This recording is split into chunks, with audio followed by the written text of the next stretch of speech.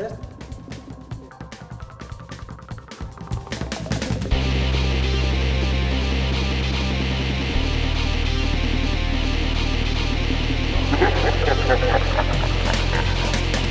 Komikilari batek ez du zertan graziosoa izan.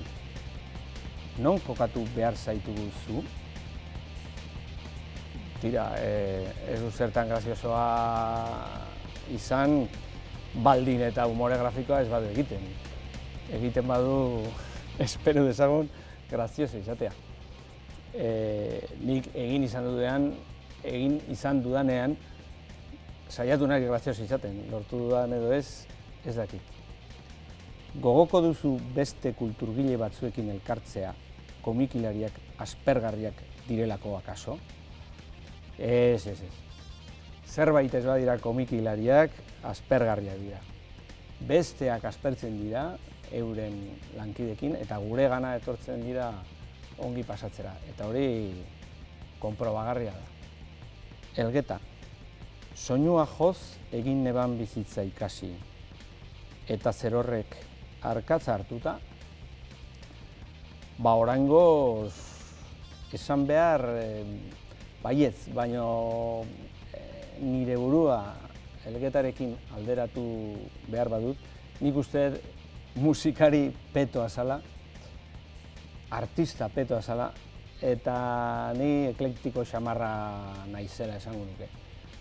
Marrazten dut, komikia egiten ditut, baina beste hainbat gauza ere egiten ditut. Enkarguak egiten zenituen Makarroiak eta Martiniak ordaindu ahal izateko. Aspaldiko bizi horiez gain zer gehiago dituzu?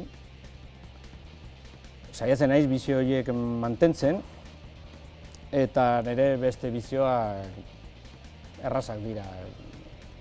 Sagardoa, lagunak, eta noski kultura, ez? Komikiak erostea, novelak erostea, pelikulak ikustea. Beraz, bai, ematen dit bizio horiek guztiak mantentzeko. Xabiroin, Elgeta, Maurizia, egungo zein artistari egingo zenioke tartea Xabiroin?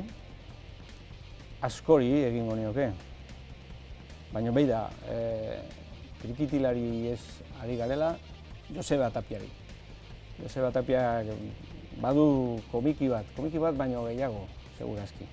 Serie baterako ere emango luke Josebak. Komiki gehiago irakurriko bagenu, zoriontsuago izango ginateke. Erraza. Komiki gehiago irakurriko bagenu, zoriontsuago izango ginateke. Paula.